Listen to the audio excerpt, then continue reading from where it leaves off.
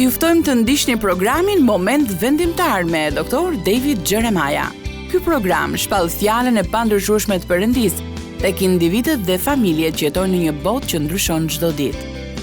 Dr. David Jeremiah është themeluesi i shërbesës ndërkombëtare radiofonike dhe televizive Moment Vendimtar. Në 4 dekada të mësimit të fjalës Perëndisë, Dr. Jeremiah ka shkruar shumë libra, ndër më të njohurit janë Çfarë po ndodh në botë, Armagedoni ekonomik që po vjen, Perëndia nuk të ka harruar. Të kuptojmë 66 librat e Biblës. Mësimi i shëndosh biblik është thelbi i shërbesës së Dr. David Jeremiah. Ndaj mos u misni asnjë nga programet e tij. Unë do të flas me ju për atë që na tregon Bibla për sa i përket parajsës, për atë që keni dashur gjithmonë të dini për parajsën, që mbase është një nga doktrinat më të keqkuptuara në shkrim. Dhe për fat të keq, e keqkuptuar dhe nga shumë njerëz të Perëndisë. Ne ngecim nëpër mitet që rrethojnë parajsën. Prandaj do të flasim për këtë dhe kjo më duket me shumë vend, sepse Bibla na thotë se ne do të kalojmë përjetësinë aty. Dhe ka shumë kuptim, apo jo, që të kontrollojmë vendin ku do të jetojmë në jetë të jetëve. Dhe të zbulojmë gjithçka që mundemi për të, dhe në Bibël na flitet shumë për të dhe do t'i shohim të gjitha aspektet e saj. Disa prej jush e dinë që për gjatë viteve që unë kam qenë këtu, një nga gjërat e mia të preferuara ka qenë koleksionimi i epitafeve. Unë nuk e di se si e fillova këtë, por dikush më bëri ta filloja dhe fillova t'i koleksionoja. Sigurisht epitafet janë shumë të përshtatshme për një seri mbi parajsën, sepse janë të shkruar te gurë të varrit, po ju tregoj më të preferuarën, më pëlqen kjo. Ja se si shkruan: këtu prehet trupi i plakut Rem, i varrosur nën lule dhe nën pemë. Por Rema nuk është këtu, vetëm jashtësia. Ai doli prej saj dhe shkoi te Perëndia. Në fakt kjo është shkruar në një varr diku në veri Perëndim. Dhe është një epitaf shumë me vend, sepse është shumë i saktë dhe kjo është ajo që ndodh kur vdesim si të krishterë, ne largohemi nga trupi dhe shkojmë te Perëndia dhe trupi mbetet këtu, apo jo? E po, unë këtë ndava në një konferencë në lindje dhe një zonjë, pasi e dëgjoj këtë, erdhi tek unë. Kishte shkuar në shtëpi dhe pak më vonë erdhi të më tregonte se ky epitaf i shkurtër e kishte futur në telashe. Dhe nuk mund ta përfituroja se si mund ta kishte futur në telashe, por më shpjegoi se nuk e kishte shkruar siç duhej. Dhe kur kishte shkuar për të ndarë me një grup misionesh me zonja, ja se çfarë kishte thënë: këtu prehet trupi i plakut Rem, i varrosur nën lule dhe nën pemë. Por Rema nuk është këtu, vetëm jashtësia. Dhe më tha se e kishte kuptuar menjëherë se ishte në telashe, sepse nuk mund ta përfundonte. E po kam shumë të tjera si kjo, dhe janë shumë interesante, është e mahnitshme se çfarë shkruajnë apo kanë shkruar njerëzit në varret e tyre. Ishte e diel dhe në shkollën e së dielës ishte mbledhur klasa e 5. Dhe mësuesja po i shpjegonte klasës së saj mbi ungjillin e shpëtimit. Dhe për një çast filloi të bënte një lojë me pyetje dhe përgjigje dhe u tha atyre: nëse do të shisja çdo gjë që kisha dhe do t'ja jepja paratë kishës, a do të më çonte kjo në parajsë? Dhe e gjithë klasa u përgjigj menjëherë një zëri me një jo të madhe. E po, nëse do ta pastroja shtëpinë çdo ditë, të kosisja barin, të mbillja lule, ta bëja shtëpinë të bukur, a do të më çonte kjo në parajsë? Dhe përsëri, siç mund ta përfituroni nëse keni qëndruar rreth fëmijëve, të gjithë tani jo. E po, nëse do tregohesha mirë me kafshët dhe sjellshme me miqtë e mi, dhe nëse do ta doja familjen time, a do të më çonte kjo në parajsë? Dhe si të programuar edhe njerë përgjigja ishte një jo me oshëtim. E po shtoi mësuesja: atëherë si mund të shkojë në parajsë? Dhe një djalë i vogël, i cili e kishte orën e parë në shkollën e së dielës, nga fundi e dha përgjigjen duke bërtitur: duhet të kesh vdekur. E po, fakti është se kjo është e vërtetë, apo jo? Nëse Jezusi nuk rikthehet që të na marrë ne me vete, e vetmja mënyrë për të shkuar në parajsë është që të vdesim. Dhe kjo do thotë se gjithë secili prej nesh në këtë sallë e ka një mundësi për të shkuar në parajsë, sepse përqindja e vdekjeve është 100%. Dhe nëse Krishti nuk rikthehet së shpejti, ne të gjithë do të vdesim. Në të gjithë botën, çdo sekond vdesin 3 njerëz, 108 njerëz çdo minutë. Gati 11.000 njerëz në çdo orë. Dhe nëse Bibla ka të drejtë për atë që ndodh me ne pas vdekjes, kjo do thotë se më shumë se 250.000 njerëz çdo ditë shkojnë ose në parajsë ose në ferr. Këtu në vendin tonë, duket sikur e kemi humbur interesin për këtë çështje. Një sondazh i Harrisit në vitin 2003 tregonte se 82% e amerikanëve besonin te parajsa. 63% thoshin se prisnin që të shkonin aty pasi të vdisnin. Por nuk mund të harrojmë shprehjen e vjetër, shumë njerëz që flasin për parajsën nuk kanë për të shkuar aty. Nëse tendencat e fundit janë sado të sakta, ju mund t'jeni t'ullur në një shërbes që është shumë e pazakontë. Sepse sot nuk keni për të dëgjuar të predikohen shumë mesazhe mbi parajsën dhe as për ferrin. Ju nuk keni për të dëgjuar kurrë natyrën e parajsës që po pret për të gjithë ata që i besojnë Krishtit. Parajsa mbetet një temë shumë popullore në imagjinatën e shkrimtarëve dhe të kineastëve, por është bërë një temë e rrallë diskutimi mes mësuesve dhe predikuesve të krishterë të gjitha linjave. Katolik, protestantëve në përgjithësi, ungjillorëve, askush nuk flet më për parajsën. Mes linjës së përgjithshme protestante, mendohet se spekulimi për natyrën e jetës personale pas vdekjes është diçka anti-intelektuale që i përket dimensionit të ungjillorëve tradicional. Disa thonë se shumë biseda për botën tjetër mund na shpërqendrojnë nga përpjekjet për të lehtësuar vuajtjet në këtë botë. Për shkak se kisha nuk e ka në mendje parajsën, ndonjëherë kisha bëhet shumë tolerante, egocentrike dhe e dobët. Ndonjëherë ngushëllimi i saj i çastit i konsumon mendimet e saj dhe parajsa mbetet thjesht një mendim dytësor. Një nga arsyet sepse statistikat nga kompania studimore Barna, madje edhe nga kompania e sondazheve Gallup, na tregojnë se vështirë të gjesh dallime në parimet morale dhe në mënyrën e jetesës mes të krishterëve dhe jo të krishterëve. Besoj se këtë mund ta vendosim në këmbët e kësaj mungese të madhe në shumicën e predikimeve dhe mësimeve të sotme. Kuptoni që ajo që ndodh kur e harrojmë që Perëndia ka përgatitur një vend për ne në parajsë, ku do të kalojmë përjetësinë, dhe është një vend i lavdishëm dhe i mrekullueshëm, është i vërtet dhe jo një vend imagjinar. Kur ne fillojmë të dyshojmë te kjo, apo kur fillojmë që ta shtyjmë jashtë ekranit të radarit ton, ajo që ndodh për shkak se kemi një uri për këtë në zemrën ton, është se fillojmë të përpiqemi ta ndërtojmë atë këtu në tokë. Dhe do të shpenzojmë çdo qindarg dhe shkojmë në çdo ekstrem duke u përpjekur të zbulojmë se si mund ta bëjmë gjendjen tonë në këtë tokë, të ngjajë sa më shumë gjërave që kemi dëgjuar për parajsën, të largojmë dhimbjen, të marrim çdo lodër, të jetojmë në vende të bukura, të vijmë në Kaliforninë e Jugut apo çfarë do qoftë.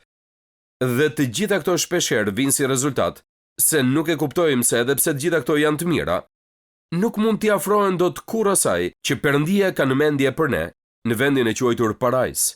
Pra si është puna e parajsës?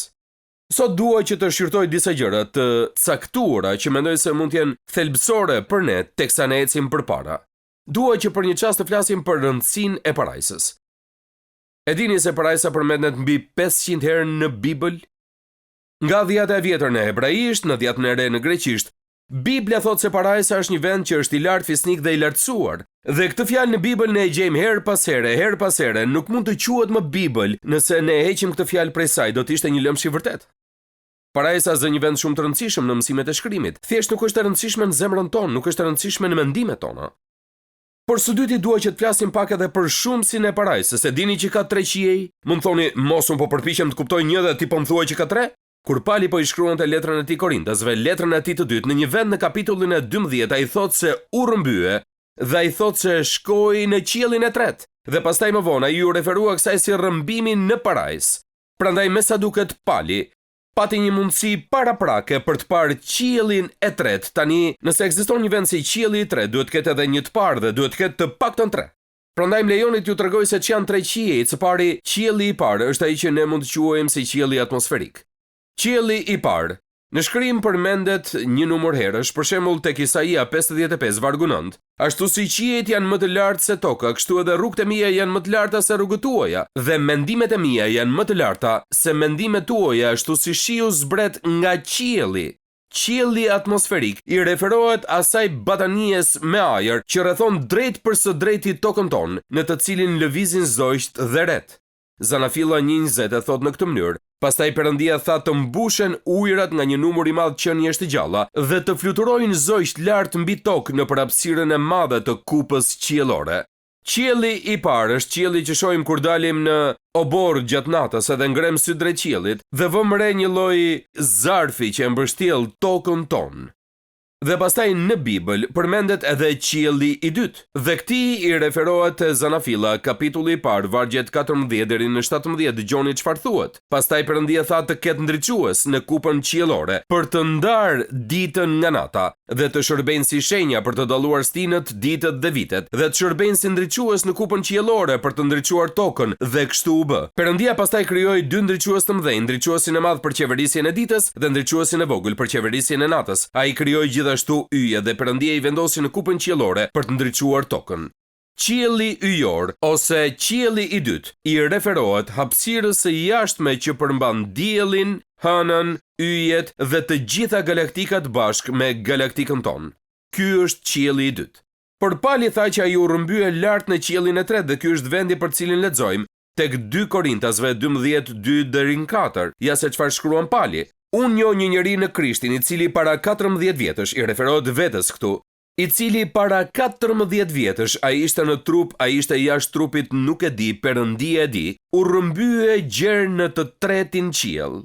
Dhe e di se ai njeri, a me trupin ose pa trupin, nuk e di, Perëndia e di, u rrëmbye në parajs dhe dëgjoi fjalë të patregueshme që nuk është e lejuar të thuhen nga njeri.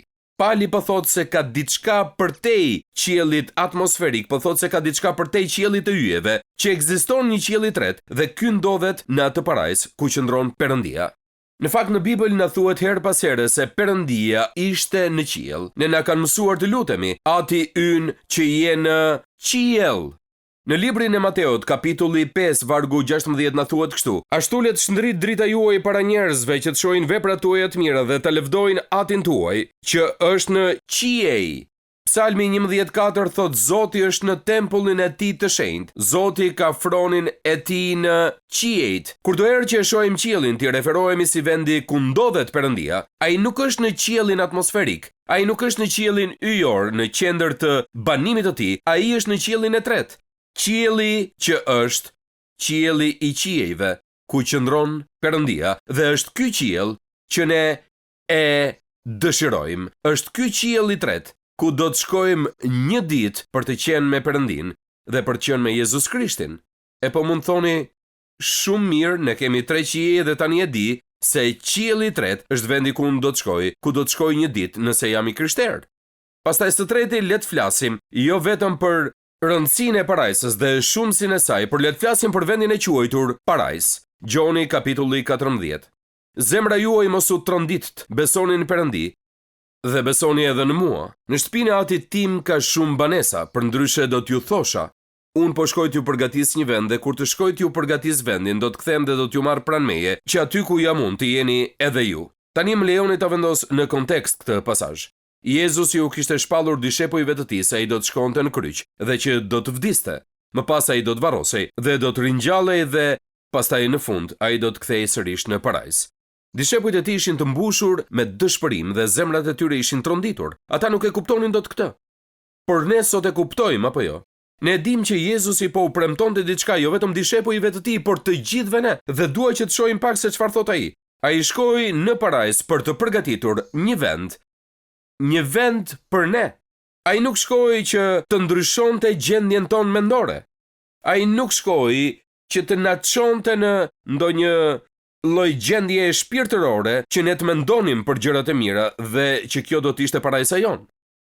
Jo, Biblia i referohet parajsës shumë herë si një vend dhe ka shumë metafora në Bibël për parajsën. Për shembull, në disa raste, parajsës i referohet si një shtet. Dhe kur ne dëgjojmë këtë, kur na kujtohet se sa territori pamasë është, disa herë referohet si një qytet qiellor. Kur mendojmë për parajsën si qytet, me sytë e mendjes sonë shohim banorët, tregjet dhe tregtin. Disa herë parajsës i referohet si një mbretëri, dhe kur ne i referohemi si mbretëri, atëherë mendojmë për organizimin, qeverisjen dhe proceset e ndryshme.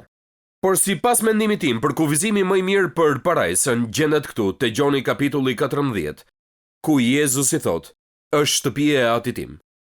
Është shtëpia e Atit tim.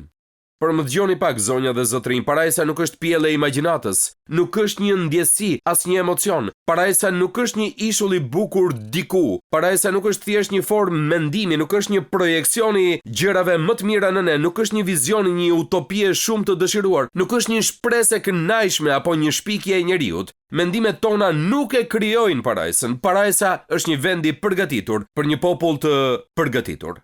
Ajo është një vend dhe fjala që përdoret në gjuhën e dhjatës së vjetër është fjala TOPOS, topos, që është një fjalë shumë strikte dhe ka lidhje me një vend që mund ta përcaktojmë fizikisht. Jezusi tha, unë po shkoj t'ju përgatis një vend, dhe unë besoj se ekziston një vend i vërtet i quajtur parajs. Nëse më pyesni se ku ndodhet saktësisht, nuk e di nëse mund të përgjigjem kësaj pyetje me autoritet të plot, por më lejoni t'ju them se çfarë besoj se na mëson Bibla. Shumicën e kohës kur ne flasim për parajsën, them se ajo është lart apo jo? Parajsa është lart. Tek Efesianëve 4:10 na thuhet ai që zbriti është po ai që edhe u ngjit përmbi të gjithë qiejt për të përmbushur të gjitha gjërat. Dhe kur Jezusi ishte gati për të rikthyer në qiell gjatë ngjitjes së tij, te veprat 1 vargjet 10 dhe 11 lexojmë, dhe si ata po i mbanin sytë ngulitur në qiell ndërsa ai po largoi, ja dy burra në rroba të bardha ju paraqitën atyre dhe thanë, burra Galileas, pse po qëndroni dhe shikoni drejt qiellit? Ky Jezus që u është marrë në qiell nga mesi juaj, do të kthehet në të njëjtën mënyrë me të cilën e keni parë të shkojë në qiell. Pra mund ta marrim të mirëqen se parajsa është lart.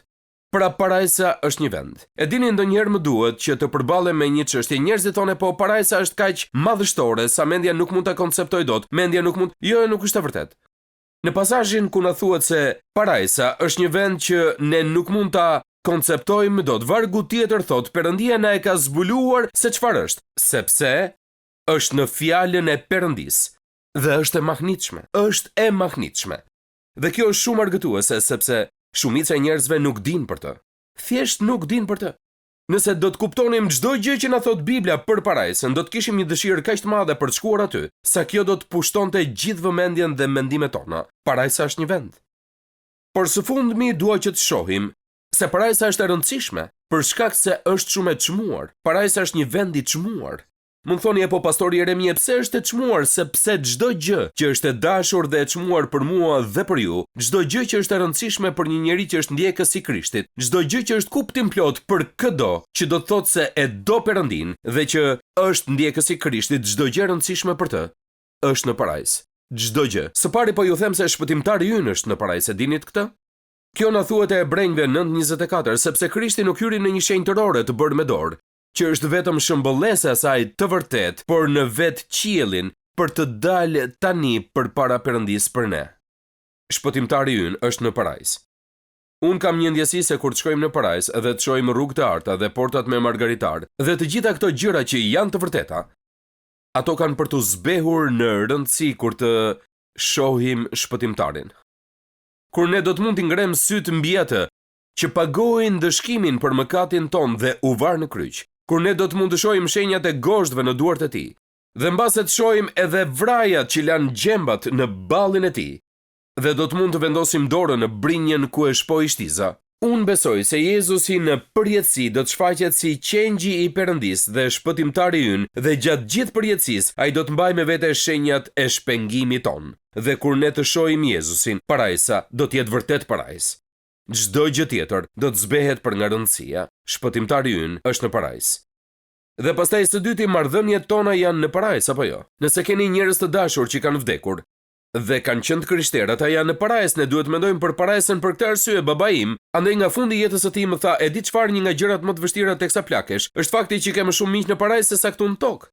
Dhe ai kishte të drejtë për këtë, nuk është e vërtetë. Është diçka që vjen gradualisht teksa plakesh. Dëgjon për dikë që është i brezit tënd, i cili ka shkuar në parajsë. Dhe ja, ku gjendemi sot, unë dhe Dona, ne jemi patriarkët e familjes sonë, sepse prindrit tanë që të katër tani kanë shkuar. Ata janë parajsë. Mua më intereson kjo. Shpëtimtari ynë dhe njerëzit tanë janë në parajsë, dhe së treti vini re se burimet tona janë në parajsë. 1 Pjetri 1 thot, qoftë bekuar Perëndia dhe Ati i Zotit ton Jezu Krisht, i cili me anë të mëshirës së tij të madhe na rilindi për një shpresë të gjallë, me anë të ringjalljes së Jezus Krishtit prej së vdekurit, dëgjojeni, për një trashëgim të paprishëm, të panjoll dhe të pafishkur që është ruajtur në qiejt për ju. Amen! Dikush u lumturua shumë aty nga pas. E dini se çfarë kur ne bëhemi të krishterë, Perëndia bëhet ati ynë, dhe e dini se çfarë kur Perëndia bëhet ati ynë, na ka bërë trashëgimtar. Tani jemi trashëgimtar të Perëndisë. Dhe tani ne kemi një trashëgimi. Pietri thot se kjo trashëgimi ka shkuar përpara nesh, ajo po ruhet në parajs përgjithmonë. Ajo nuk mund të zhduket kurrë, atë nuk mund ta prek dot inflacioni, ajo nuk mund të shkatërrohet dot nga lëkundjet ekonomike që përjetojmë këtu në tokë. Ne kemi një trashëgimi në parajs, e cila po ruhet për të gjithë ne. Ajo mban sipër emrin ton. Është trashëgimia jon. Burimet tona janë në parajs, numri 4. Vendbanimi ynë është në parajs. Tani unë nuk e kam fjalën për vendin ku ne jetojmë, por e kam fjalën për qytetarin ton. Filipianëve 3:20 e thot në këtë mënyrë, sepse qytetaria jonë është në qiejt, prej nga edhe presim shpëtimtarin, Zotin Jezus Krisht. Shpëtimtari ynë është në parajs, marrëdhëniet tona janë në parajs, burimet tona janë në parajs, vendbanimi ynë është në parajs. Shpërblimi ynë është në parajs. Mateo 5:12 thot gëzoni dhe ngazëlloni, sepse shpërblimi juaj është i madh në qiej. Perëndia do që ne të jemi besnik dhe i ka për ne një kuror që ne do ta marrim një ditë. Dhe kur të shkojmë në parajs, ne do të marrim shpërblimet dhe kurorat do të na jepen dhe pastaj na thuhet se këto kurora do t'i hedhim në këmbët e Jezus Krishtit në një akt adhurimi, që do të jetë si asgjë që mund të kemi përjetuar më përpara. Shpërblimi ynë është në parajs. Dhe pastaj pasuritë tona janë në parajs. Mateo 6 thot, mos mlidhni për vete thesare mbi tokë, ku i brejnë tenja dhe ndryshku dhe ku vjedhësit shpërthejnë dhe vjedhin.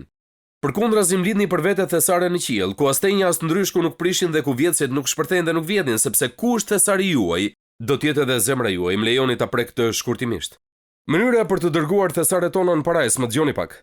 E vetmja gjë që do të shkojë që nga këtu atje.